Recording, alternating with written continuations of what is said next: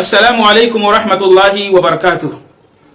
मोहतरम दोस्तों और अजीज साथियों, रमज़ान मुबारक में अल्हम्दुलिल्लाह सुम्मा अल्हम्दुलिल्लाह मस्जिदें नमाजियों से, मुसल्लियों से भरी होती थी। लेकिन जो ही रमज़ान ख़त्म होता है, ईद उल फित्र की नमाज अदा करते हैं तो मस्जिदें वीरान हो जाती हैं, खाली हो जाती हैं। गिने चुने चंद मुसल्लियाने किराम मौजूद होते हैं। अब सवाल ये उठता है कि क्या इस्लाम सिर्फ रमज़ान ही में है? तो मेरे प्यारे भाइयों, यहां पर यह बात ज़हन नशी कर लें कि रमज़ान ख़त्म हुआ है, इस्लाम नहीं ख़त्म हुआ है।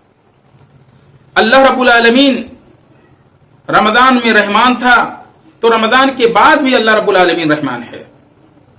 अगर अल्लाह रब्बुल आलमीन की रहमतें रमज़ान में नाजिल होती थीं, रमज़ान में अल्लाह की रहमतों की अगर बारिश होती थी तो रमज़ान के बाद भी अल्लाह रब्बुल आलमीन की रहमतें नाजिल होती हैं और अल्लाह रब्बुल आलमीन की रहमतों की बारिश होती है।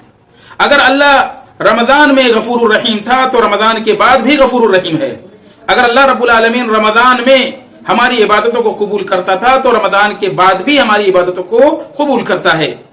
अगर अल्लाह रब्बुल आलमीन रमज़ान में हमारी दुआओं को और हमारे तौबा व इस्तिग़फ़ार को कबूल करता है तो रमज़ान के बाद भी अल्लाह तबारक व तआला हमारी दुआओं को, तौबा व इस्तिग़फ़ार को और अस्कार को कबूल करता है।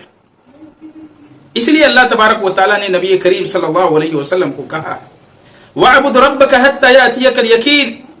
ऐ नबी करीम सल्लल्लाहु अलैहि वसल्लम, आप अल्लाह रब्बुल आलमीन की, आप अपने रब की इबादत आखिरी वक्त तक करें, यानी जब तक की मौत आ ना जाए उस वक्त तक आप रब्बुल जलाल वल इकराम की इबादत करते रहें। इस आयत से पता ये चला मेरे प्यारे भाइयों, दोस्तों और अजीज साथियों कि हमें रब्बुल जलाल की इबादत रमज़ान में भी करनी है तो गैर रमज़ान में भी करनी है। ऐसा नहीं कि हमने रमज़ान में किया अल्लाह की इबादत और 11 महीने हम अल्लाह रब्बुल आलमीन की इबादत से दूर रहे। यही वजह कि सल्फ़े सालिहीन कहते हैं कि अगर कोई इंसान ये देखना चाहे कि जो कुछ उसने रमज़ान में आमाल सालिहा को बजा लाया, यानी रमज़ान के रोजे रखे, फराइज के साथ साथ नवाफिल का एहतमाम किया, सदका व खैरात दिया, अफ्तारी करवाया, तरावीह की नमाज को अदा किया, ये तमाम नेकियां जो उसने की हैं, अगर वो ये देखना चाहता है कि ये इबादतें अल्लाह रब्बुल आलमीन ने कबूल किया कि नहीं किया, तो वो रमज़ान के बाद की जिंदगी को देखे कि वो रमज़ान जिस तरह उसने इबादत किया है, क्या रमज़ान के बाद भी उसी तरह इबादत कर रहा है कि नहीं। अगर वो रमज़ान में इबादत किया और रमज़ान के बाद वो इबादतों से दूर रहा तो सल्फ़े सालिहीन कहते हैं कि वो शख्स यकीन माने कि अल्लाह तबारक व तआला ने उसकी इबादतों को कबूल नहीं किया। और अगर जिस तरह उसने रमज़ान में अल्लाह की इबादतें की हैं और रमज़ान के बाद भी वो अल्लाह रब्बुल आलमीन की इबादतों को अंजाम दे रहा है तो समझे कि वो अल्लाह रब्बुल आलमीन ने उसकी इबादत को कबूल किया। तो मेरे प्यारे भाइयों, हमारे अमल में तसलसल और दवाम होना चाहिए। ऐसा नहीं कि एक महीना खूब इबादत किए फिर उसके बाद में हम इबादत से दूर हो जाए। आप खुद गौर करें और सोचें, कुछ सेकंड और कुछ लम्हे आप सोचें। मान लीजिए आप एक बिजनेसमैन हैं, आप ताजिर हैं, तिजारत करते हैं, आपके पास कंपनी है या दुकान है या शॉप है।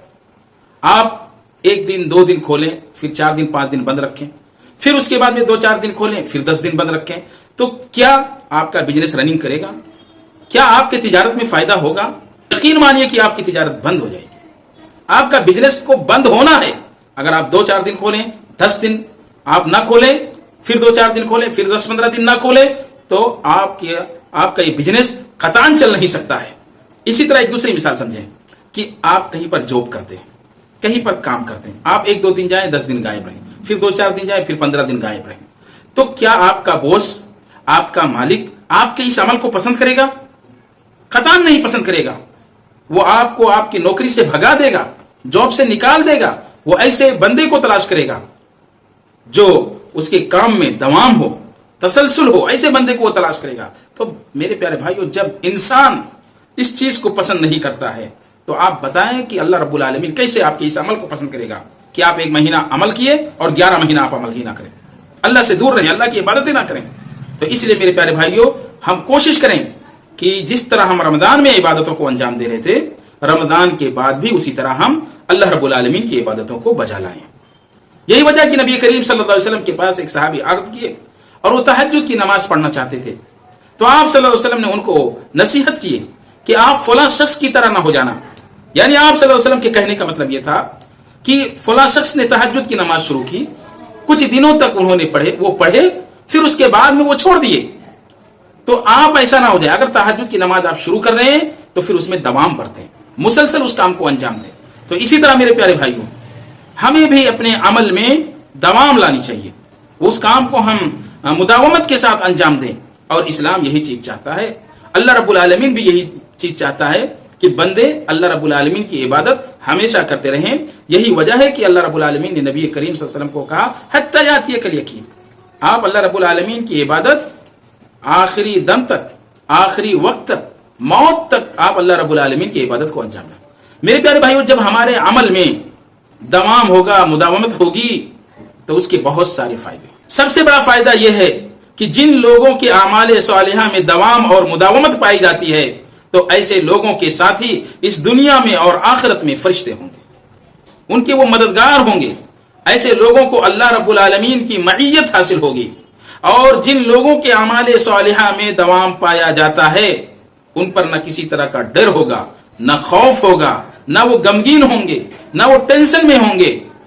اور اسی طریقے سے جن لوگوں کے عمل میں مداومت پائی جاتی ہے, تو ایسے لوگوں کو جنت کی خوشخبری کلام پاک میں سنائی گئی ہے. اور وہ جنت میں جس چیز کی بھی خواہش کریں گے, وہ تمام چیزیں ان کو ملیں گی.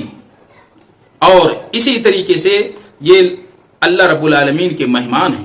جن لوگوں کے عمل میں دوام پایا جاتا ہے, وہ لوگ اللہ رب العالمین کے مہمان ہیں. اور ایسے لوگوں کی مہمان نوازی اللہ رب العالمین کی جانب سے کی جائے گی آخرت میں, جنت میں.